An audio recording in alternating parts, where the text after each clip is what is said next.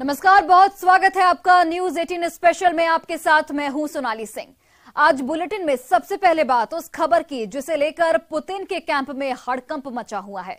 दरअसल यूक्रेन के सोलेदार में चल रही भीषण जंग को लेकर दावा किया जा रहा है कि पुतिन और उनके आर्मी चीफ के बीच भयंकर अनबन हो गई है। सुनकर हैरानी हो रही है, लेकिन सुनने में यही आ रहा है कि पुतिन का वैगनार बागी हो चुका है। अब सवाल यह है कि क्या सच में पुतिन और वैगनार ग्रुप के चीफ के बीच फूट पड़ चुकी है और सोलेदार के बंकर में आखिर परमाणु बम होने की बात क्यों कही जा रही है? पुतिन के भस्मासुर सोलेदार का कितना हिस्सा खाक में मिल चुका है? देखिए हमारे इस एक्सक्लूसिव रिपोर्ट में।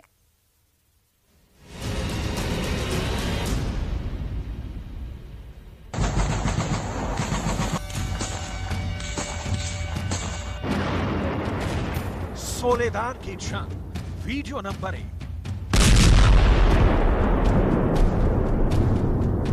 सोलेदार की जंग वीडियो नंबर 2। सोलेदार की जंग वीडियो नंबर 3।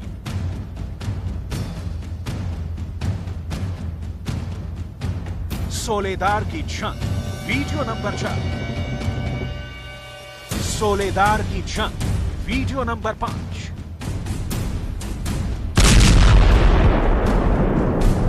सोलेदार की जंग ने रूस के अंदरूनी लड़ाई को जग जाहिर कर दिया है। दावा किया जा रहा है कि पुतिन का पालतू कहा जाने वाला वैगनर ग्रुप का प्रमुख अब पुतिन से बागी हो गया है। तो क्या रूस की प्राइवेट आर्मी वैगनर ग्रुप अब आउट ऑफ कंट्रोल हो गई है? वैगनर ग्रुप अब पुतिन के नियंत्रण से बाहर निकल गया है।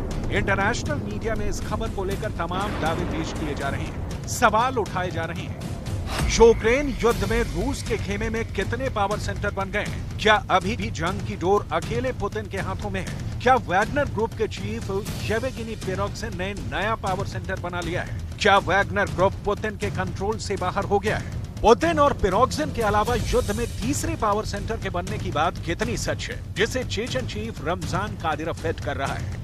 ऐसे सवाल यूं ही नहीं खड़े हो गए। सोलेदार की लड़ाई पर रूस की सेना ने अलग दावा किया है और वैगनर चीफ ने अलग। एक ही जंग पर रूस के दो खेमे के दो अलग अलग बयान सामने आए हैं। सोलेदार पर कब्जे को लेकर वैगनर चीफ येवगेनी प्रिगोजिन और रूस के प्रवक्ता के दावे में 180 डिग्री का फासला साफ साफ नजर आता है। येवगेनी प्रिगोजिन ने दावा किया कि अकेले वैगनर के लड़ाकों ने सोलेदार पर कब्जा कर लिया है, जबकि रूस की सेना के प्रवक्ता ने दावा किया कि सोलेदार शहर के लिए लड़ाई अभी भी जारी है। जाहिर है दोनों दावे एक दूसरे के बिल्कुल उल्टा हैं। Воздушно-десантных войск блокировали Соледар северной и южной частей города. ВКС России наносят удары по опорным пунктам противника. Штурмовые отряды ведут бой в городе. वैगनर चीफ येवगेनी प्रिगोजिन खुद अपने लड़ाकों की हौसला अफजाई के लिए सोलेदार के नमक खदान में पहुंचा और उन्हीं सुरंगों से सोलेदार पर कब्जा होने का दावा किया, वो भी रूस की सेना की मदद के बगैर। येवगेनी प्रिगोजिन ने दावा किया कि अकेले वैगनर ग्रुप ने यूक्रेन के सैनिकों से लड़कर सोलेदार के पूरे क्षेत्र पर नियंत्रण कर लिया है। У нас над головой, где-то километра 2, уже украинцы стоят. Ну ничего, это все временно. Понятно. А внизу они стоят или нет? Внизу, конечно. Ну пошли, может, до них и дойдем, да? Есть письмо. ये वीडियो इस बात का प्रत्यक्ष प्रमाण है कि वैगनर ग्रुप का प्रमुख येवगेनी प्रिगोजिन ने न सिर्फ सोलेदार का दौरा किया है, बल्कि वहां पहुंचकर अपने लड़ाकों के हौसले भी बढ़ाए हैं। वैगनर ग्रुप ने अपने आका की सीक्रेट दौरे की कई तस्वीरें जारी की हैं। तस्वीर नंबर 1, तस्वीर नंबर 2, तस्वीर नंबर 3। यूक्रेन का सोलेदार शहर बख्मुत से लगभग 15 किलोमीटर दूर है। सोलेदार यूक्रेन का एक बड़ा शहरी इलाका है। बख्मुत के बाद सोलेदार पर कब्जे की लड़ाई को रूस हर हाल में जीतना चाहता है। सोलेदार में वैगनर ग्रुप और यूक्रेन सेना के बीच भीषण जंग हो रही है।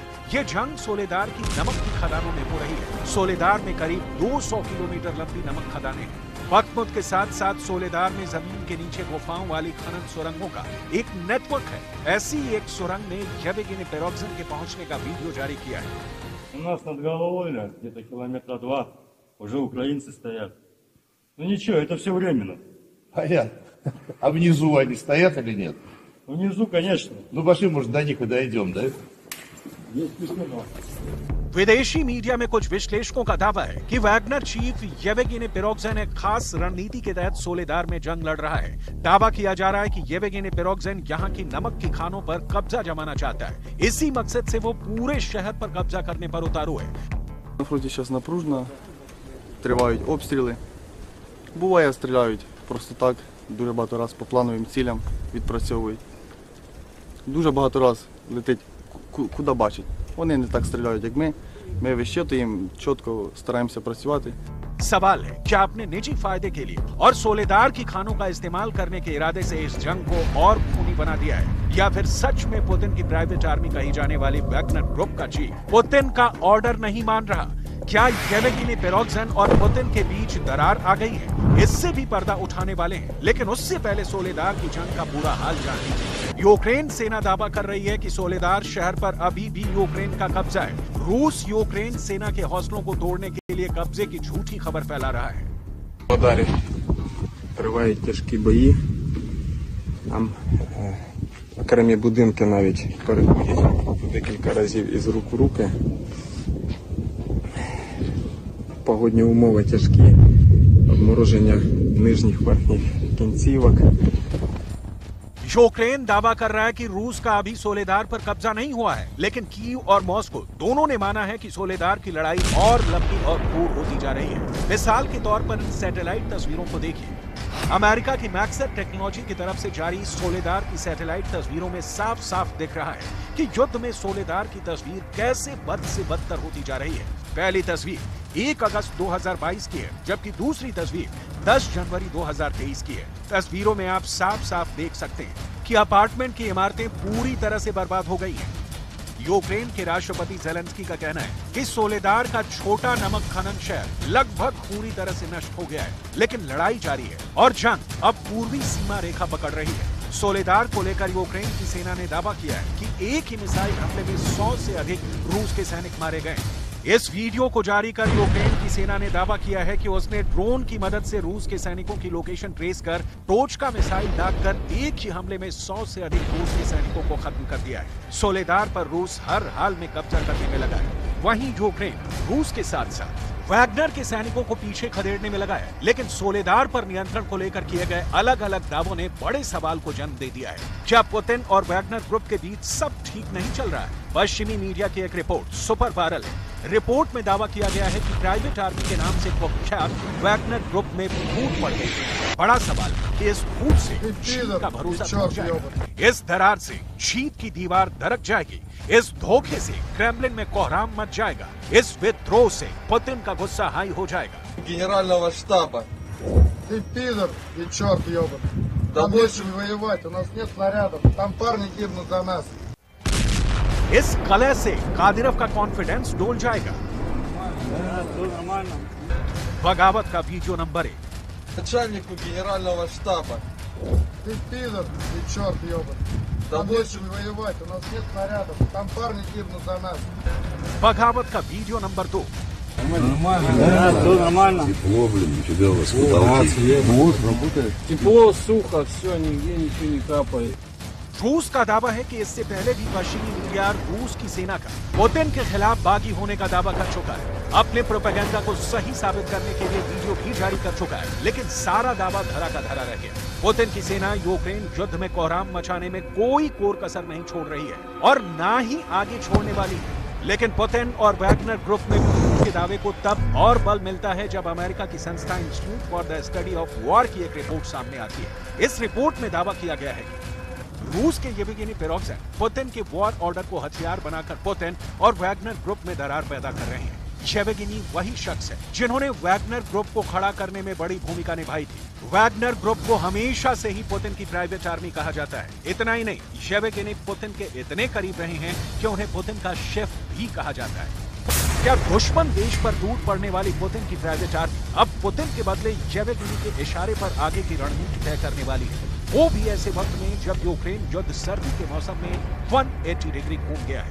ऐसे नाजुक मोड़ पर वैगनर ग्रुप पुतिन का साथ छोड़ देगा, इसे रूस ने यकीन से परे करार दिया है, क्योंकि यूक्रेन के बैटल ग्राउंड में इनकी मौजूदगी के सबूत ने पूरी दुनिया में सनसनी मचा दी थी।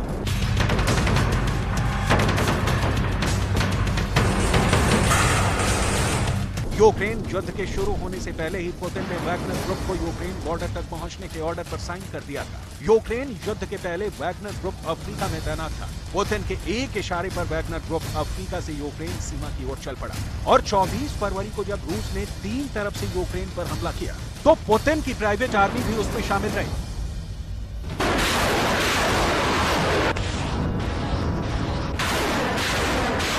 बेलारूस के रास्ते रूस ने यूक्रेन पर बड़ा हमला किया। हमले में रूस की सेना के साथ साथ चेचन के लड़ाके और वैगनर ग्रुप भी शामिल हुआ था।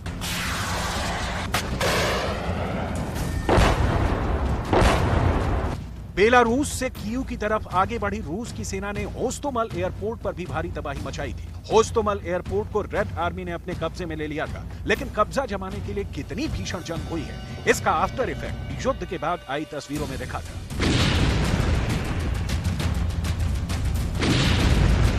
वैगनर ग्रुप को रूस की सेना ने ही तैयार किया है। इस ग्रुप को बनाने का मकसद सिर्फ एक ही रहा है, व्लादिमीर पुतिन के ऑर्डर को जमीन पर लागू कराना, फिर चाहे उसके लिए लोगों का खून ही क्यों न बहाना पड़े। अभी तक वैगनर ग्रुप पूरी तरह से रूस की सरकार के इशारे पर चलता आया है। इस ग्रुप के ज्यादातर लड़ाके रूस की सेना से रिटायर हो चुके फौजी ही हैं।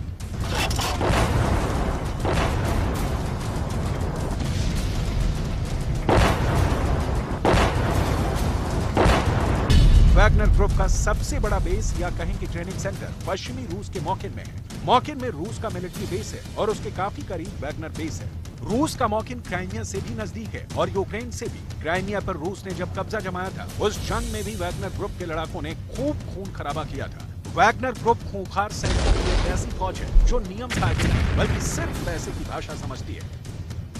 एक अनुमान के मुताबिक रूस का किराए का एक सैनिक 3 महीने में लगभग 10 लाख रूसी रूबल कमा लेता है, मतलब भारतीय रुपयों में 11.5 लाख रुपए से भी अधिक। यूक्रेन जंग में अब दावा किया जा रहा था कि जिस तरह पुतिन अपनी सेना के जनरलों की बजाय अपने 2 वफादारों की सलाह मान रहे हैं, उसे देखकर लगता है कि रूस की सेना में बगावत हो सकती है। लेकिन अब नए दावे के सामने आने के बाद यूक्रेन युद्ध में रूस के कैंप में कई पावर सेंटर बन जाने की दलील सामने आने लगी है। रूस की सेना एक फ्रंट पर खून बहा रही है, वहीं दूसरे मोर्चे पर यूक्रेन को नुकसान पहुंचाने का जिम्मा रमजान कादिरोव के खूंखार लड़ाकों ने संभाल रखा है और वैगनर ग्रुप तबाही का एपी सेंटर बना हुआ है। लेकिन अगर रूस के खेमे में कई पावर सेंटर बनने की बात सही साबित हुई तो इसका सीधा मतलब होगा पुतिन के प्रभाव में कमी, जो पुतिन और उनके इनर सर्किल के लिए बुरी खबर साबित होगी।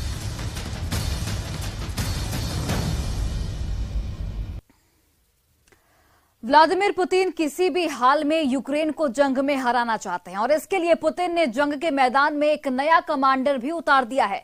डिफेंस एक्सपर्ट के मुताबिक यूक्रेन के जंग में उतरा ये कमांडर इतना खतरनाक है कि ये खबर सुनकर जेलेंस्की तक के पसीने छूट गए हैं।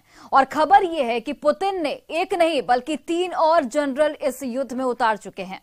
इस स्पेशल रिपोर्ट के जरिए जंग के इस खतरनाक स्थिति को समझिए।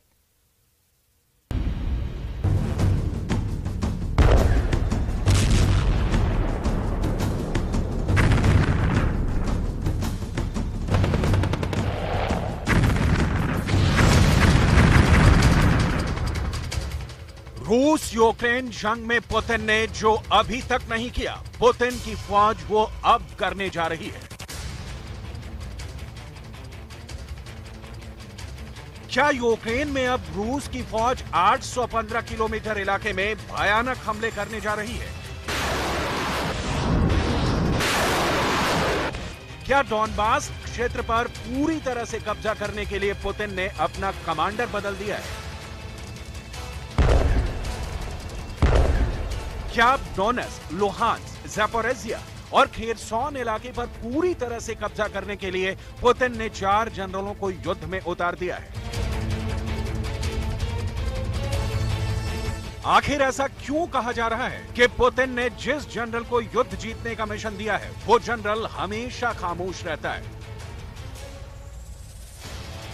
आखिर कौन है पुतिन का जनरल खामोश?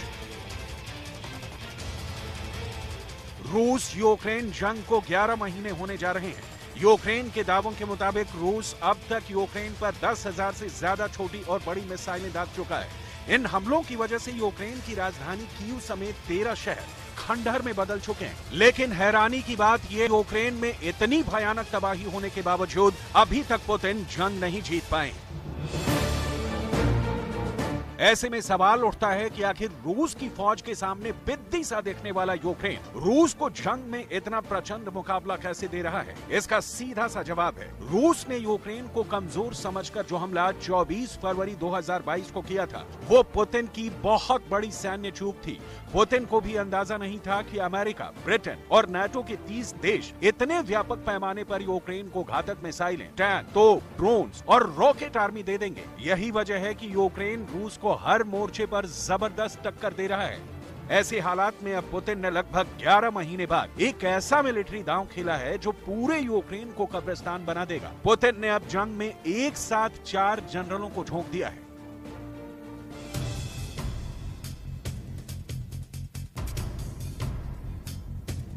रूस ने अपने चीफ ऑफ जनरल स्टाफ को युद्ध के मैदान में उतार दिया है। रूस ने जनरल वालेरी गेरासिमोव को यूक्रेन मिशन में लगी सभी रूसी फौजों का नया चीफ या कहें कि कमांडर बनाया है। रूस के लड़ाकू मिशन पर अब पूरी तरह से जनरल वालेरी गेरासिमोव का कंट्रोल रहेगा। डिफेंस एक्सपर्ट्स के मुताबिक पुतिन ने जनरल वालेरी गेरासिमोव को यूक्रेन युद्ध का कमांडर बनाकर इस जंग को बेहद बेरहम और खौफनाक बना दिया है। В настоящее время линия боевого соприкосновения растянулась на 815 километров. С учетом проводимых мероприятий по наращиванию боевых возможностей группировок войск, обстановка на линии фронта стабилизирована.